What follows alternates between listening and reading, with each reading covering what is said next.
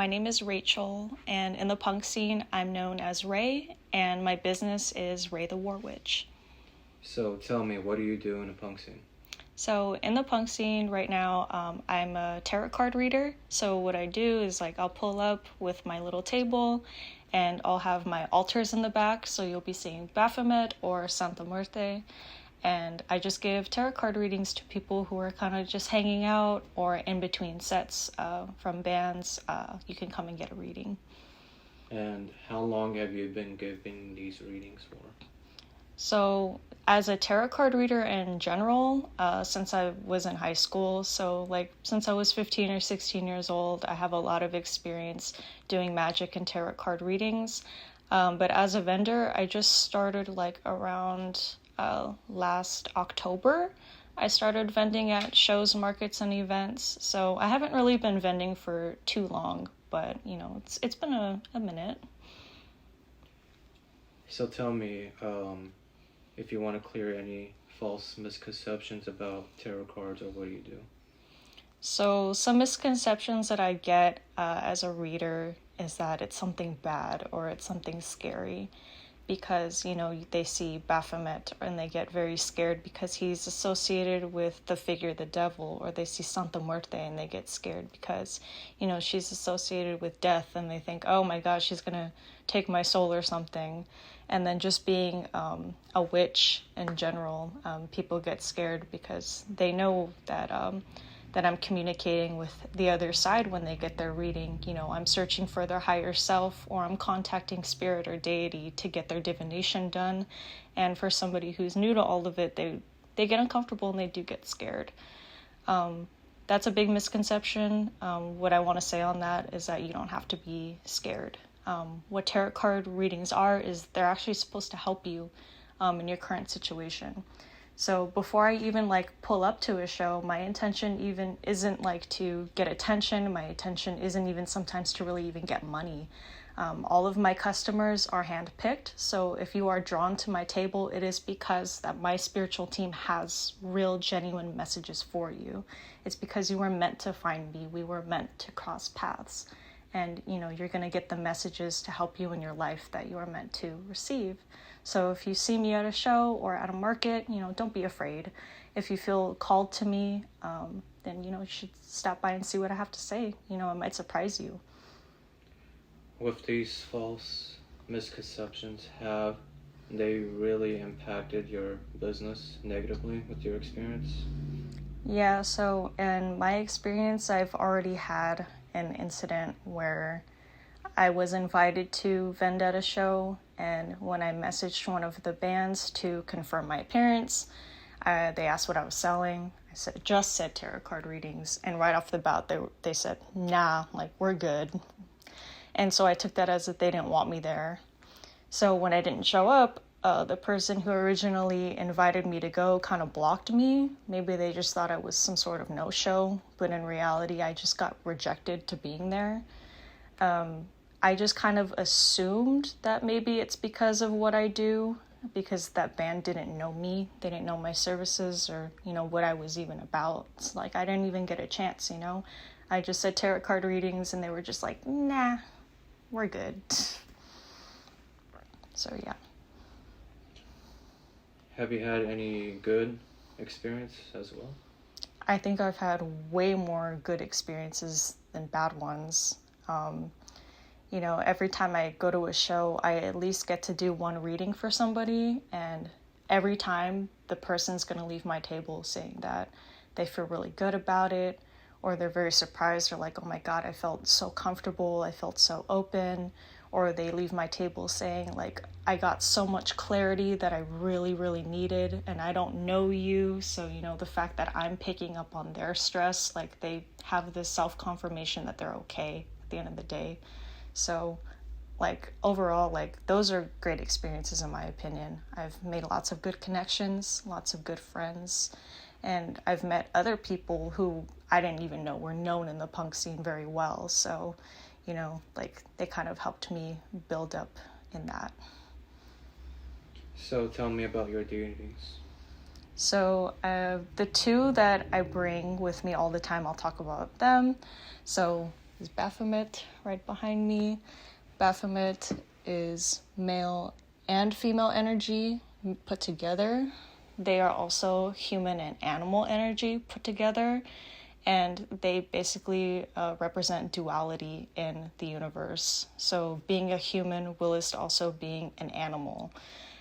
Being a female and maybe holding male energy, or being a male while also still feeling like you hold female energy, they will teach you balance and how to reach divinity in like those areas. So how to be one with the universe, one with yourself, and to bring balance into your life. Last but not least, Baphomet also is not Lucifer, not Satan, not a devil. I have so much respect though for the Satanic Temple and, you know, like atheistic Satanists, because they do a lot for women and, you know, the community. But unfortunately, no, this is not Satan. This is Baphomet, and Baphomet is actually a pagan god. And then the next deity that I bring is Santa Muerte. So Santa Muerte is Spanish for holy death or saint death. And Saint Death is a very controversial spirit because she's often associated with the cartel or with people who do very dark and like black magic. But fortunately, she's, you know, not any of those things at all. She's actually a very good spirit because she helps you with life actually until you reach death. So she's very accepting. She's very diverse. She helps you, you know, in life, such as helping you through very, very hard situations. So like when I met her when like I was homeless, I met her when I was lost and very detached, and she helped actually bring life back into me and helped put me like on a very good path. She's a very kind and motherly and easy spirit to have around and to work with. You know, you don't have to be like Mexican to work with her. Like I said, she's diverse because at the end of the day, we all die. So you can, you know, have disabilities. You could be any color, you know, any gender, any race, and, you know, any sexuality. And she will welcome you with open arms if you're open to her energy. So she's also a very good one that I bring with me when I do readings. Some of the best readings I've ever had were done through her because she just like has that motherly energy, you know, like she always knows what to tell people. And tell us a story about Baphomet. How did you and Baphomet cross paths? So Baphomet and I crossed paths because I have a best friend who devoted to them. So basically, like, I came over to her house and I was there in the moment when she called upon Baphomet's spirit and was like, do I need to work with you? Do I need to devote to you? And in that moment in time, I remember the vibes in the room being like still, not stagnant, not dull, but just still. And I have a lot of ADHD, and like I'm probably some sort of like neurodiverse person, but in that moment in time, my mind was the clearest it's ever been. My heart was like the clearest it's ever been.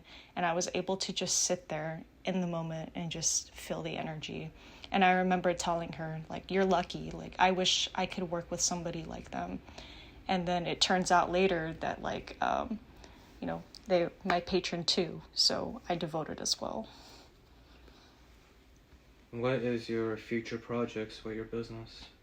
So future projects is actually probably to move away from being a vendor. I want to kind of be like an online botanica where you can get, you know, cleansings from me. You can get spell work from me, readings, anything in between. If you go to my account, I advertise all kinds of spiritual services. And pretty soon I want to be able to start selling like tangibles, like candles and other things like that. So kind of just being like a online botanica, not really having to have to go out to shows or like pay fees, you know, to be able to see you guys.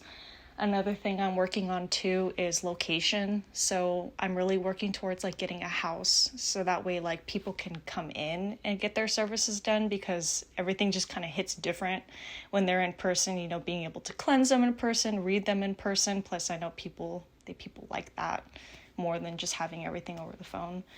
But yeah, just trying to level up basically in the services that I provide. Now let's talk about the scene. Since the first time I interviewed you, I've only been in the scene for a year, so I'm actually pretty excited about it. has your opinion on the scene changed over time?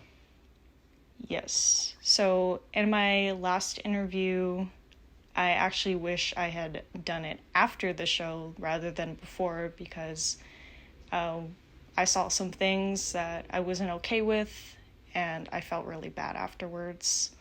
So basically, what I saw was some teenage girls. They were clearly underage.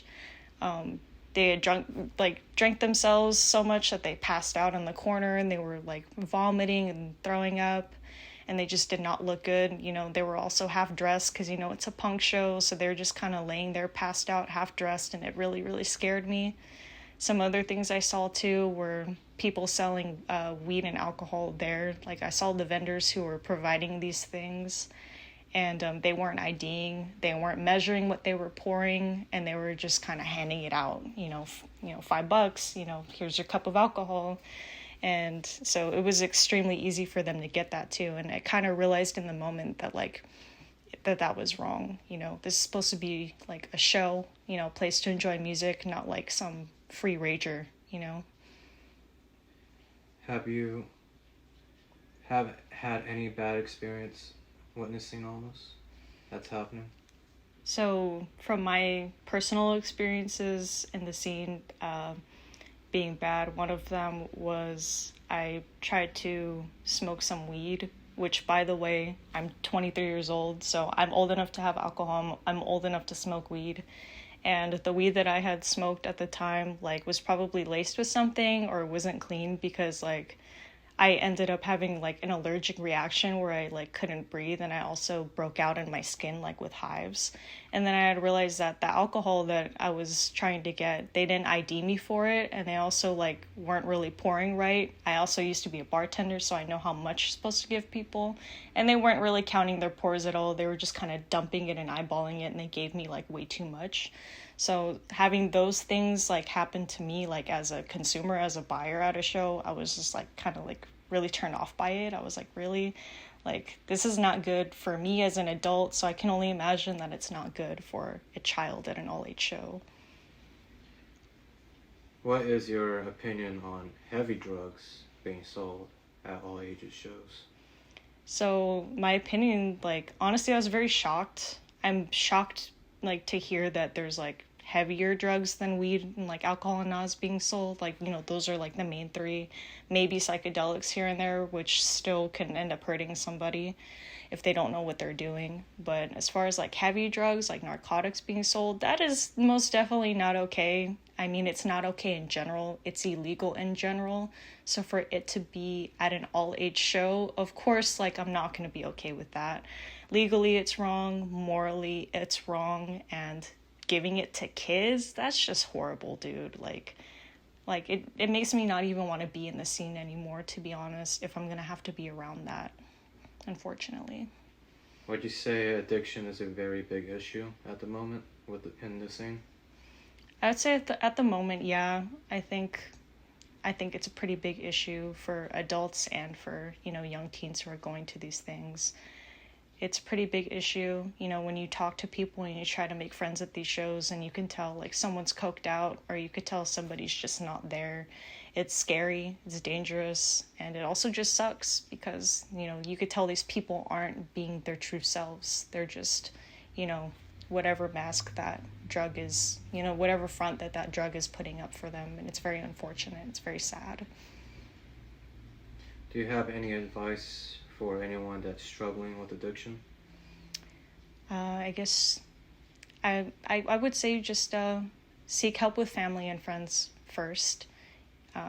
Definitely talk to somebody that you're very close to, and not somebody who's going to judge you or not somebody who's going to send you away or send you to a hospital. You want to talk to somebody that you can trust, even if it's other addicts, and you want to talk to them about their experiences too. Because I've heard of people, who are recovering, they actually feel more comfortable talking to other people who have recovered. Addicts feel better talking to other addicts because they can relate to each other. They're not going to judge each other. So I'd say just my advice to you is, as long as you're getting it out there and you're talking to somebody and you're communicating on why you're doing these things or why you're feeling this way, then I think it could help you, overcome the problems that you're having.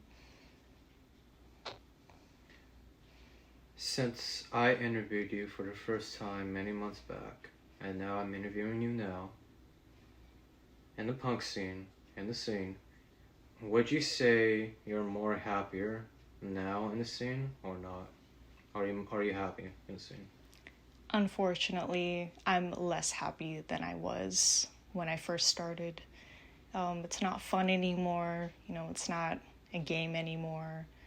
I thought being a punk was being a part of a community. And like I said before, it doesn't feel like a community. Shows don't feel like shows. They just feel like free ragers. And it's kind of like, what am I here for? Like the lifestyle is just not something that I thought it was. And so I have love for punk and punk music and, the political stances that, punk music has. But as far as the scene, I don't think I'm going to be a part of the scene anymore for too much longer. So it's pretty unfortunate.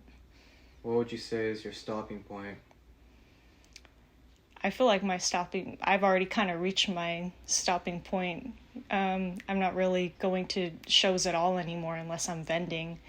And only people, who reach out to me at this point, if I'm okay with the bands that are playing and the person who's running the show, then I'm like, okay, yeah, I'll go vend. But I was just like a newcomer, like I don't even take initiative to buy tickets and go anymore. Like I just don't feel like it's, my crowd anymore. Any advice for anyone that wants to join the scene? I would just say to keep in mind that, it's a great place to be if you like the music and, you like the style, the subculture of punk, then, feel free to, do you and go to those things. But my advice is just always have it in the back of your mind that even though it's that you relate to the subculture, that the subculture like has nothing to do with the scene itself. Like the scene itself is not a safe space, and there's a lot of crazy shit that happens at these things. So, go because you're a punk at heart and go because you love the music. Don't go for the scene, Any final thoughts? I think I've said all I need to say. Okay, thank you.